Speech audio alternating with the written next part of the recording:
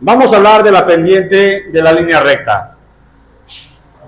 Por definición, la pendiente es la tangente del ángulo de inclinación de la línea recta. Es decir, que si tenemos una línea recta, esta presenta pendiente cuando tiene alguna inclinación. La línea que es totalmente horizontal, tiene un ángulo de 180. Y luego, si dijimos que la pendiente es la tangente, si usted toma la calculadora y le pone tangente de 180, en la pantalla de la calculadora va a aparecer 0. Eso quiere decir que la línea recta que es horizontal tiene pendiente 0. Sin embargo, si la línea recta es vertical, entonces el ángulo que se forma en una línea recta vertical es un ángulo de 90 grados. Y recuerda que la pendiente es la tangente. Si vas a la calculadora y le pones tangente de 90, la calculadora en la pantalla te va a aparecer error. Significa que la tangente de 90 grados no está definida. Por lo tanto, diríamos que la pendiente de 90 es infinito. O sea, que no está definida. Ok. Entonces vamos a ver. Muchachos, cuando una recta crece a la derecha y decrece a la izquierda, la pendiente siempre es positiva. Sin embargo, si la recta crece por la izquierda y decrece por la derecha, la pendiente se mide aquí, el ángulo se mide aquí. Y entonces, tanto el ángulo como la pendiente son negativas. Muy bien. Vamos a analizar esa sencilla gráfica que tenemos aquí. Mira, hay mucho rayón, pero esperemos que la puedas analizar bien. Aquí tenemos el eje horizontal, el eje de las X, también conocido como eje de las abscisas. Aquí tenemos el eje vertical, también conocido como eje de las ordenadas.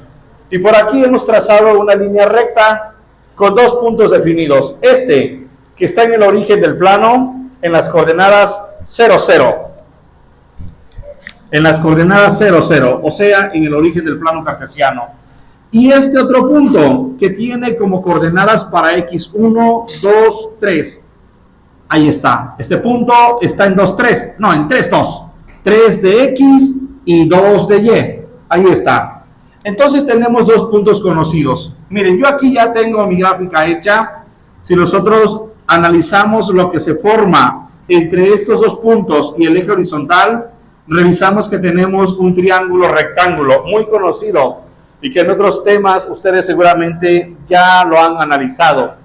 Ese triángulo rectángulo, sus lados tienen nombres especiales. Por ejemplo, este, que es el más largo y que se opone siempre al ángulo recto, se llama hipotenusa. En ese momento, el ángulo que estamos analizando se encuentra aquí.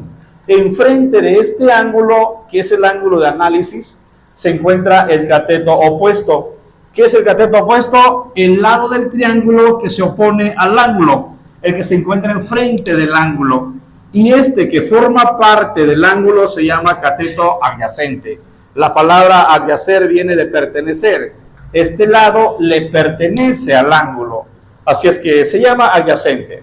Luego entonces, muchachos, vamos a partir de esta idea. La pendiente es la tangente. No te olvides de esto. La pendiente que es la tangente. ¿La tangente de quién? Del ángulo de inclinación que presenta la línea recta. Miren, aquí tengo las funciones trigonométricas. El seno de un ángulo es el cateto opuesto entre la hipotenusa. El coseno del ángulo es el cateto adyacente sobre la hipotenusa. Y la tangente del ángulo es el cateto opuesto sobre el cateto adyacente. Si usted quisiera calcular el valor de este ángulo, no podría utilizar el seno en este momento porque no conocemos la hipotenusa y el seno involucra a la hipotenusa. No podríamos utilizar el coseno porque el coseno involucra la hipotenusa y usted aquí no la tiene conocida. Pero sí podemos utilizar la tangente. La tangente del ángulo es el cateto opuesto entre el cateto adyacente. Y entonces, muchachos, si yo quisiera transformar esta idea al lenguaje de la geometría analítica, muchachos, la tangente del ángulo es igual. Cateto opuesto. ¿Qué es el cateto opuesto? La distancia en Y. Este lado es la distancia de Y, que parte de aquí y termina aquí. ¿Y cómo venimos calculando la distancia de Y? Como Y subíndice 2 menos Y subíndice 1. Yo le digo, y2 menos y1, más rápido.